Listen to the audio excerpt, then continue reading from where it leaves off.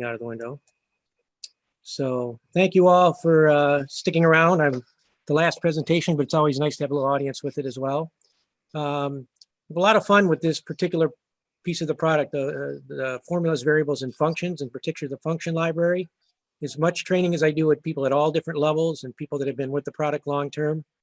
I'm amazed how many people never really took the time to look into the function library and some of the categories and take advantage of some of the functions. So what I'm going to do is going to highlight some along the way in the window that I have, throw up some quick examples and things along the way, give you some warnings and things as well that I think you'll find valuable. And I'll kind of open your eyes to some things to watch out for as well. There's some documentation examples in there that you have to be a little bit careful with as well.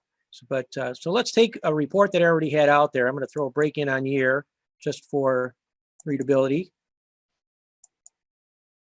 And as we all know, calculations are pretty straightforward. I can create a variable directly, give it a name if I choose to go to the variable editor. We'll get into that later on, or I can do a formula. If I do a formula, I'd have to stick the column into the report. When I do a variable, it makes a standalone variable I could bring in if I wanted to as part of that as well. And of course, there's a way to convert it from a formula into a variable right here with the create variable feature, and you got it. But let's talk more specifically about the functions themselves. And I'm going to do a mixture of formulas and variables just for viewing sake. Let's stick a column to the right of sales revenue here. So the old insert comes up. Used to be on the very first line. Now it's down a little bit. And we're going to create a simple formula. I'm going to use the function library. And I want to show you some things about the library and give you different examples that I find very useful. Some may be basic for you, but some I'm sure will be new along the way as well. And let's kind of take advantage of it. So when you create a formula, you got to have a home for it. You got to have a place. It's got to be a column, got to be a row, got to be a freestanding cell. It's got to have a home. The problem with the formula is later on is if you drag it out or delete it, now you have to recreate it. You can't drag it back in. But if I made it a variable, I have the ability to drag it in and out as I need to, and I can use it throughout the document, not only on different report tabs and report and chart blocks and other calculations. It opens up Pandora's box as well. So let's start out. Let's assume that I wanted to do something in this column of the report, and I wanted to do a running sum. There's a series of running functions that a lot of people never knew are there, might not be familiar with, that are useful. And I'm looking for an enhancement from SAP on it, by the way, so that you can do a running sum over the last 7 days or last 14 or last 21 or something like that. Well, let's assume I wanted to put in a running sum. Let's take a look at the very first category that shows up in the function library. So we'll hit the FX button to open up the expanded editor. I don't like working in this little window in here. I want a little bit of help. So inside the window, which you all should be familiar with, this is the formula version. If this is a variable, there would be another block on top where it defines the name of the object, a new description box. It's a new feature for describing your variables. You can change it from dimension to detail to measure and so on. So you have extended functionality. We're just doing a quick and dirty for this right now. And the very first category that shows up in the function library is the aggregate group. If you look down through the list, there's a lot of these are pretty standard: sum, count, average, min, max, percent. Things you're all used to using. Percentiles available and some others as well. And a lot of these that you're looking at now, you might not have even looked at. You're so used to doing arithmetic calculations, you don't think about it. So I decided that this would be a very good example for me to do a running sum. Okay, so I select a running sum, and as with all functions that you click on, frankly, anything you click on in this window, because it's a function, you get a limited display of help. Some of them, sometimes it's very good, sometimes it's pretty good, and sometimes it's why waste the effort kind of thing. You could look at it that way. And what this is telling me is to do a running sum, it returns a number. You do a running sum of the measure, semicolon row or column, and a semicolon reset dimension. Okay, this is an awesome function we're going to use. And I could just default it literally right out of the gate as a running sum, and that's what we're going to do. Okay, so let's try that. Let's pick running sum. When you double click or drag up, you build your formula up here. And obviously running sum needs a measure to do the running sum on. You could do an average, a count, a min, max, percent, whatever. We want to do a sum. And I'm going to go down here and I'm going to grab sales revenue, double clicking into the box. I like to check my formulas or variables if it was the extended version for it as well. And we're taking advantage of a series of functions that are often overlooked. Okay. I like to bring this one up because of all the stuff going on with COVID, trying to do running averages and so on. It needs some work on it, but it does give you that ability there as well. Okay. So now that I completed it, it's a formula. You can tell what's a formula. You have look up in your formula window on top, and all you see is square bracketed off in an object name, it's an object. It's a universe object or it's a variable object, but it's an object, okay, nevertheless. And here it is. It's a running sum of the total. If I want a title, I could double click in the title area and call it running sum. Well, it'd be nice to put something in there. Running sum. That would be a little nicer with the formatting, but just to throw something in there real quick, I already built it, so we had it sitting. And I could have done it up in the formula box up here as well to put it in there, and there we go. Now, as I look at the running sum, I notice something. I notice that when I hit the break level, the running sum continues to accumulate. That's what a running sum does. It keeps adding into that running sum value, the next row's worth of data, and so on. So when I hopped over from Texas at 8 million, and I jumped over to California to 2.7, it took me up to the 10,879,000, and so on. Okay, this is a calculation column. It's a formula, not a variable, but it's temporary. And what if I decided, well, I don't want my running sum to work that way? That is not incorrect. This is one option that the running sum provides you with as part of that example. But I want it to reset every time it hits a break level. I don't want it to continue to grow. And it works both ways. Okay, right now this is the default, but we're going to change it in a minute. So this is, again, using the function library, taking close attention. This, again, this feature is a really great feature. So what I can do is come up here, say, well, let's open up the formula editor for that one. And there's my definition. And I said, well, you know what? Let's use the help. So I go down into the running sum function here. And I'm amazed how many times I'll see people that don't even use the help here, this limited amount. They're so used to just clicking on it, dragging it up and taking their chances without looking at this and or the extended help, which we're going to talk about in a couple minutes as well. Let's extend it out as well, make it a little bit bigger. So if you look at the running sum and you look inside the parentheses, again, many functions work the same way. I'll talk about some in some other folder or category groups as well. So I'm doing it on the measure, sales revenue. Then it has row, colon, column. Row and column is really optional. What this would come into play is if you're doing a cross table, you're pivoting in two directions, year going across, state going down.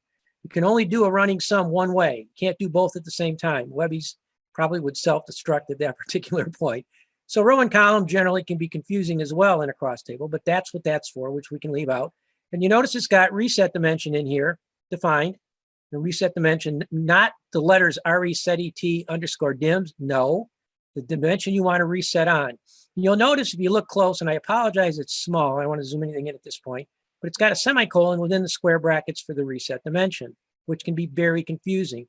Based on that, what I would have guessed, what I did a long time ago as a user some 4 years ago, so I would go up here and say, well, after the parentheses inside there, I'm going to put in my semicolon, and I'm going to put in my reset dimension, which is generally what? Your break. If I have more than one break, the reset could be done based on 2 or 3 or 4. I'll show you how you do that. It's not well documented, but well, you can do that one as well. So we know we're breaking on year, so let's do this. We'll put the year in there. So it's doing running sum of sales revenue, semicolon, year, okay? Looks correct to me when I do the check on it. Throws an error message and said there's something wrong with the positioning that what you have in there. Now, if you go back and look at the online documentation, which most of the time is pretty accurate, you'll see there's a little semicolon that was actually inside the square brackets, which we know is incorrect. And I moved it outside, which was correct, and it still did not properly process that through a syntax error for good reason. So this is where, when you run into an issue with any one of these functions where it gets a little tricky, use more on this function. This is designed to help you. It's not as a favor just to stick it out there for anybody to look at, but for all of us to use as part of our development here. So if I do more on this, as most all of you are aware of with the online help, 2/3 of the window relates to the topic you're currently working with, and 1/3 is an index to get into many other areas and look at other documentation as well.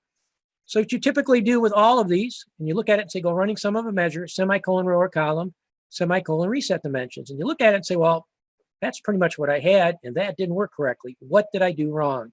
This is where you need to think ahead and look at the full picture of your online help. It's there to make our lives easier. Let's take advantage of it. So I go down into the first example, and it said running sum of revenue, and it does a running sum, but there's no reset in there. So the second example shows us an example using the reset, and that's why I like so much of this extended online documentation. It's right there. You could not decipher it from the description that was on the bottom of it because it was a little small, but also was incorrect. It didn't have it defined the way that you would expect it. And you look at this example and go, well, wait a minute, what's the difference?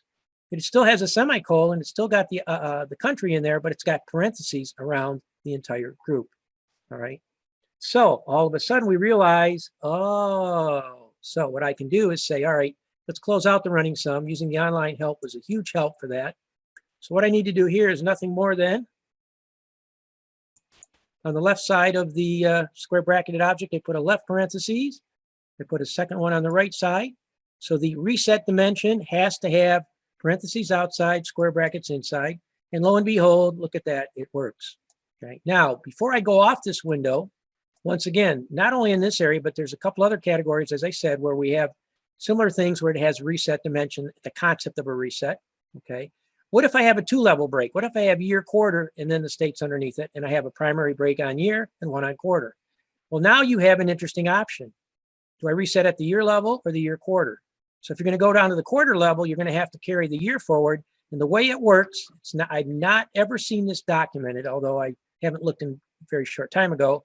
But if you have more than one dimension that you want to reset on, in other words, more than one break, where I have my parentheses inside that, I have square brackets year, then I would do semicolon square bracket quarter, and the parentheses around the entire set.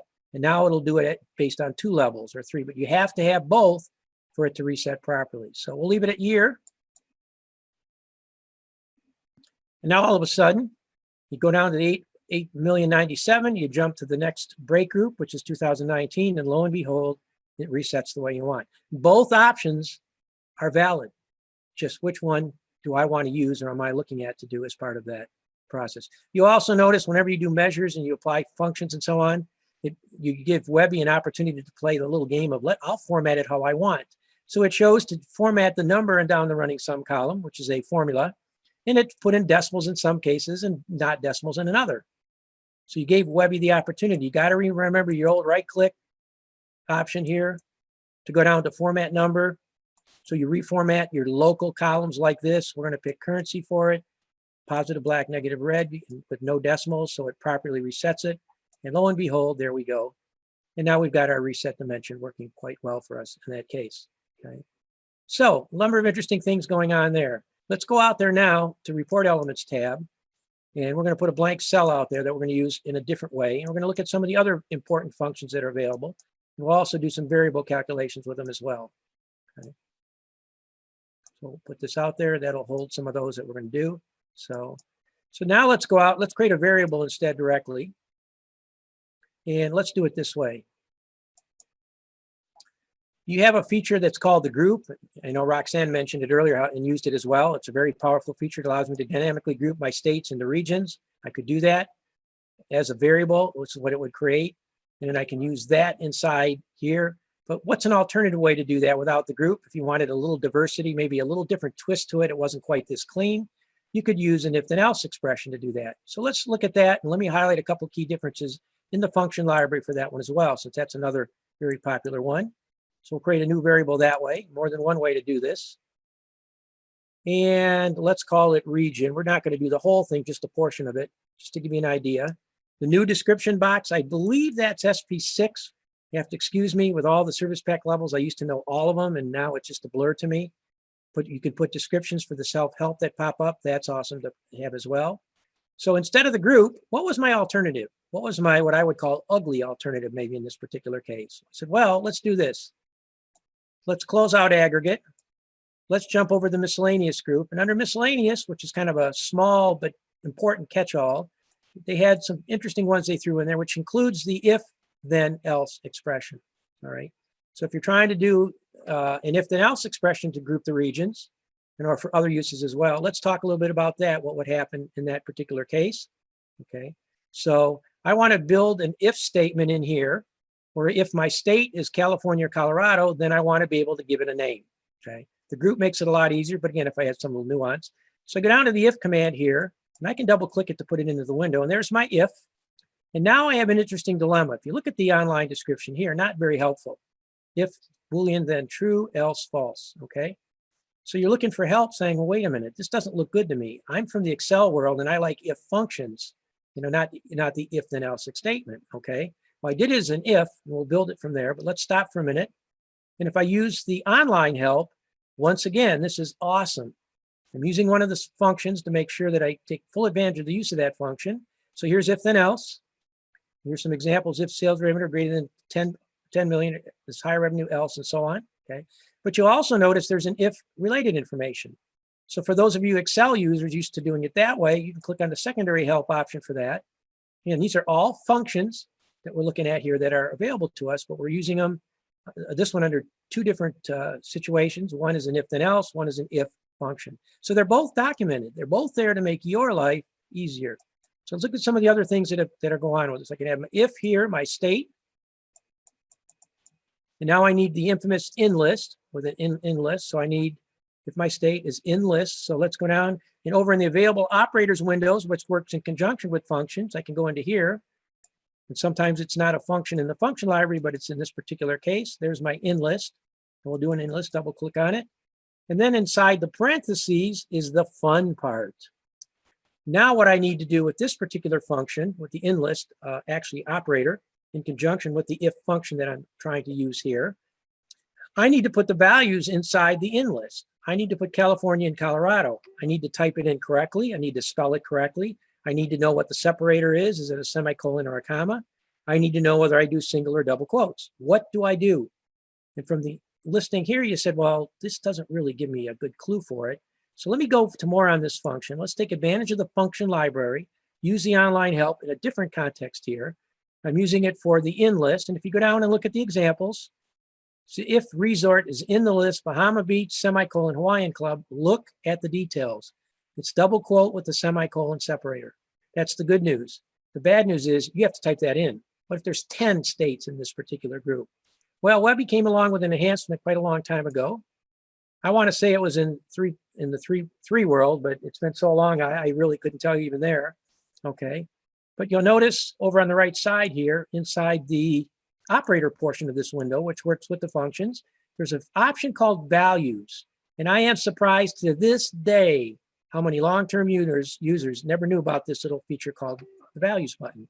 So what I need to do is put values in here. So I put my cursor in between so it knows where to put them. I need to highlight state. And then what I'm going to do is use the values button to return the values for state here. Okay, we'll get it to go in there. And by doing that, it brings up a list of the states, and I can say, well, this first group, I want California and Colorado, just those two. I do an OK on it. The function automatically, in this case, the operator in conjunction with the function, automatically pops the values in there. I go in there with my then, double quote, West Coast, put it in that way. And I check it to make sure it's good to go. Whoop, I missed something in there. So in list, oh, I got a, looks like a comma inside there by mistake. It caught it. Okay. Look at our list of values. I only had 2. What if I had 10 or 12 in each of my buckets? And I had multiple if then else clauses in here to make this one work. Okay. West Coast, I did a real good job. I mean, it's kind of dark, so parent, oh, then West Coast, just like that. Whoop. It's a little dark in the room. I sometimes tend to type the characters. Said the function is set to go. And so we took advantage and we used the online documentation to use the if function, which I could have done either way. Now with new variables, you just drag them into your report. And lo and behold, there you go. And now our West Coast, we can go back and add to it as well. So the if function comes in 2 flavors. The if then else type function, as well as the if functions you would treat it in Excel as part of that as well. Let's talk about some other things. Let's go back out there. I'm just going to use the blank cell now for this so that the formula window that we're going to browse through is a little easier to see things. So let's take a look at some other categories. Let's highlight some things that you need to watch out for that are relatively new or whatever. Under character string category or character, you have concatenation. Now, as many of you already know, I don't need to use a function for that. I can use the plus symbol between 2 or more strings or variable strings mixed. Really doesn't matter. It's available to me there. Different format stages. Probably the most interesting one in here is the one called substring.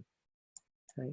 And under substring, okay, I've got it here. You substring the name of your string, semicolon starting position, semicolon length. And this can be a combination of multiple functions nested inside of each other to do exactly that. I don't have an example to show you now. I have one I do in my training. It's a really great example. where I determine the starting position dynamically by having a different function on top of it with the substring inside of it. And it does a really nice job for that as well. But look how this string works. You have it documented online for you. And that one makes your life easier for a lot of complex type stuff there as well. Hey, Michael. Yes. When you're done looking at functions, you have a request to look at for each and for all as well. I believe they're under the operators. They're under the operators window, yeah. We'll touch on it briefly. We'll be squeezed on time, but I will talk to those. And I have an entire presentation that I can do and talk to as well for that. But we'll make sure we do that. Thank you. Let's go to the document category. It's not a big one for functions, but there's one particular one that I like to highlight for people. Again, I'm trying to highlight things that I run into all the time with long-term experienced users that didn't realize were there. Okay, document name here, that's the name you save it as. Shouldn't that be in the header or footer of every report you create? Absolutely. It gives the name that you saved it under. There's a document author, and that's the author of the person, returns the InfoView login for the document creator. There's also the document owner, that's the person that last saved the document. So if you have customers where you're trying to trap who last updated something, there's a feature for that one as well. So keep in mind, function library has a few good ones in there. Because of time, I'm not going to go through all of those, but they're available as well. Data provider is a huge category, and this is the one where I wish people would take a little more time and take a good look at this as well. Okay, this has got a lot of good information that's excellent to display in the headers or in a header area or in a footer area, because it provides valuable information about different things that you're going to see in here. First of all, the data provider. This returns the name of the source, whether it's an Excel file or a universe, and typically we think of it in terms of a universe. That would be an excellent one to put in your title. And how many people never think to put the source in there? So if I put data provider in there, data provider says you just need to give me the name of an object, and I'll just pick quantity sold for lack of anything else. And I'm going to take advantage of one of many functions that are there. Okay. And what it's going to come back with is the source, query one, e-fashion. Okay. So again, we're trying to take advantage of the functions that are in there. Let's open it back up. I usually go through and expand it a little bit more. We won't for time's sake today. The other option that I have, notice how it always opens up to that particular area. So I got to reopen it up in the summary or the aggregate category.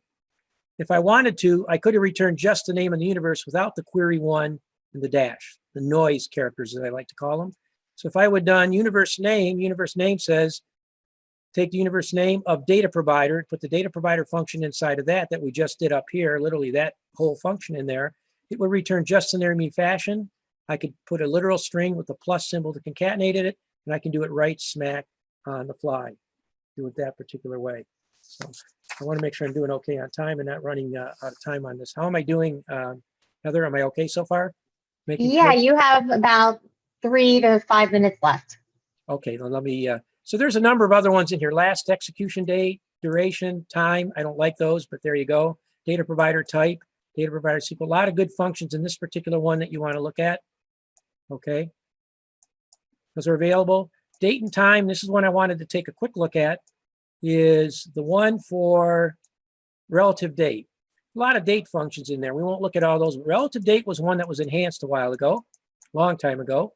Hope I did it more than once. So I put it up in the window more than I intended to. The way relative date works is you say relative date of your starting date, semicolon a number, and semicolon period. Period was a third feature, third parameter that was added on to relative date a long time ago. I think it was 3.1 SP6. I can't even remember for sure. And the periods are defined as follows. Let me show you just month period for one. There's a year period, quarter period, month period, and so on. Let's look at month for just a quick second here. Here's month period. There's a millisecond period. Never found out a good use for that one. There's quarter year. So the way that the parameter works, which we now need to make sure we're careful about, is you say relative date of your starting date. So maybe it was last review date, semicolon 4, semicolon month period. So the 4 is going to go back 4 months. If I put a 4 in here and I put year period, it's going to go forward 4 years. If I put quarter in here in the number 4, it's going to go for 4 months or 4 quarters in that particular case. So there's a whole series of those. We have a really nice section we talk about on those in training that address those. But just to give you an idea, with the relative date function that's available as well. You can spend a lot of time in date and time.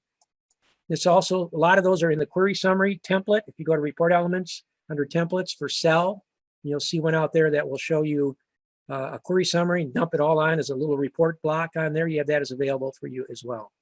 Okay. The other one I'll make sure I hit because I want to make sure we highlight this one as well. And I could spend more time on a lot of these different functions. But under the numeric category, which is the catch-all, they kind of didn't know where to throw things. They threw them all into there. We have absolute, ceiling, cosine. Look at all the different options that are available. The one that I like to highlight, it's another function that's been simplified, is the rank function here. The rank function ranks your data based on a measure, of course, ranks your dimension based on your data, and it's governed automatically by breaks. So if I say rank of quantity sold, and it's one of my columns in my report, based on the quantity sold, it's going to assign a rank number, which I can put in a separate column, and I can sort it in ascending and descending order. You don't need the ranking dimension anymore, nor the reset. It will automatically take care of those. And then the only exception you got to watch out for is top and bottom. If you want number one to be your first value, that's bottom. If you want number one to be your top value, you would flip-flop it in here. So top goes highest to lowest, bottom goes one through the other way. So it does give you the ability to control that.